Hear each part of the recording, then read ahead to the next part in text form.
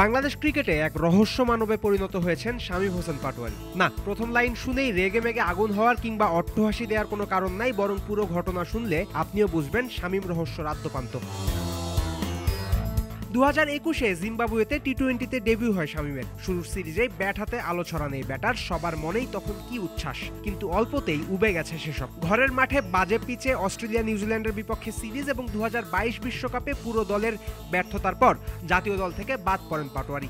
বিপিএলে ভালো করে 2023-এ আবার টি-20 সেটআপে ফিরেছিলেন এই ব্যাটার। রানও করেছিলেন 120 স্ট্রাইক রেটে 32.5 গড়ে, কিন্তু এরপরও 2024-এর বিশ্বকাপে জায়গা হয়নি তার। শুধু তাই নয়, শামীমকে ওয়ানডেতেও ট্রাই করা হয়েছিল। গেল বছর 4টা ম্যাচ খেলেছেন এই ফরম্যাটে, পরবর্তীতে বাদ পড়েছেন সেখান থেকেও। মজার ব্যাপার হলো এই মুহূর্তে আবার জাতীয় দলের দরজায় কড়া নাড়ছেন এই ব্যাটার। একজন ক্রিকেটার দলে আসেন, বাদ পড়েন, আবার আসেন, নানা ফরম্যাটে নানাভাবে ট্রাই করা হয় তাকে, কিন্তু ছুঁড়ে ফেলা হয় না, আবার দলে টিকেও যান না তিনি। এটাকে রহস্য বলবেন না তো আর কি বলবেন?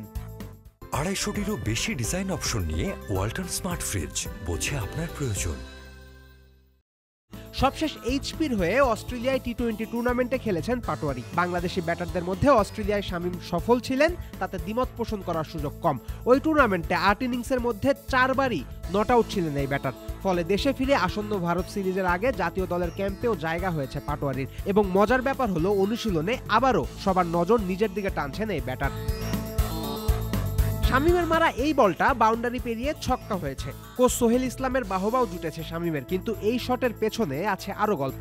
মডার্ন যুগের টি-20-তে বড় বড় ব্যাটারদের একটা নির্দিষ্ট শট থাকে, যে শট মারলে বল বাউন্ডারি হয় বেশিরভাগ সময়। যেমন ধরুন সূর্যা কুমার ইয়াদবের ফাইন লেগের ওপর দিয়ে মারা ছক্কা, বা জস বাটলারের ঠিক কিপারের মাথার ওপর দিয়ে মারা 6। বলতে পারেন শামীমের জন্য ফাইন লেগ দিয়ে মারা এই শট তার পরিচয় বহন করে। পায়ের ওপর বল এলে চোখ বন্ধ করেও এই শট খেলতে পারেন পাটোয়ারী, এবং বেশিরভাগ সময় সেটা বাউন্ডারি ছাড়াই হয়। অন্তত এদিন নেটে হয়েছে তাই। টি-20-তে এমন উদ্ভট সব শট মারতে পারে এমন ব্যাটার খুবই মূল্যবান, এবং বাংলাদেশে এমন ব্যাটার এই মুহূর্তে পাটোয়ারী ছাড়া তেমন কেউ নাইও।